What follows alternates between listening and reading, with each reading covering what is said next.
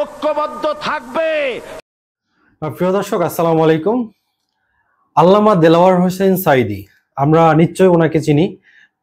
আল্লামা দেলাওয়ার হোসেন সাঈদী, তো উনি ছিলেন আন্তর্জাতিক খ্যাতিসম্পন্ন একজন বিশিষ্ট আলেমে দ্বীন, যিনি বাংলাদেশের অনেকগুলো ভবিষ্যৎবাণী করে গেছেন।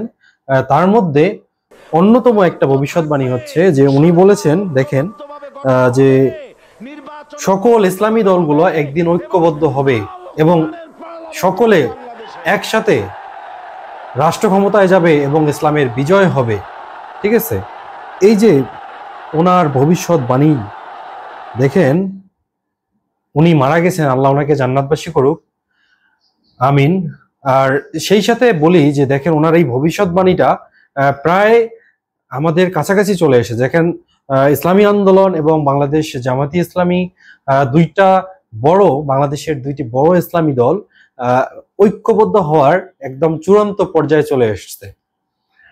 তো আমরা এখান থেকে বুঝতে পারি যে এবং প্রত্যন্ত অঞ্চলগুলোতে যতটুকু বোঝা যাচ্ছে, ইসলামী দল যদি ঐক্যবদ্ধ হয়ে একটা ইসলামের পক্ষে ভোটের বাক্স দিতে পারে, তাহলে জনগণ একদম তরুণ প্রজন্ম থেকে শুরু করে বৃদ্ধ সকলেই ইসলামী দলকে ভোট দেবে এমন সিদ্ধান্তই নিচ্ছে, অনেকেই নিচ্ছে। এবং গ্রাম অঞ্চলগুলোতে বিশেষ করে দেখা যাচ্ছে যে ইসলামের জয় জয়কর অবস্থা, সকলে বলছে ইসলামের যদি ভোট বাক্স একটা হয় তাহলে আমরা সকলেই ঐক্যবদ্ধভাবে এই ইসলামের পক্ষে ভোটটা দিব।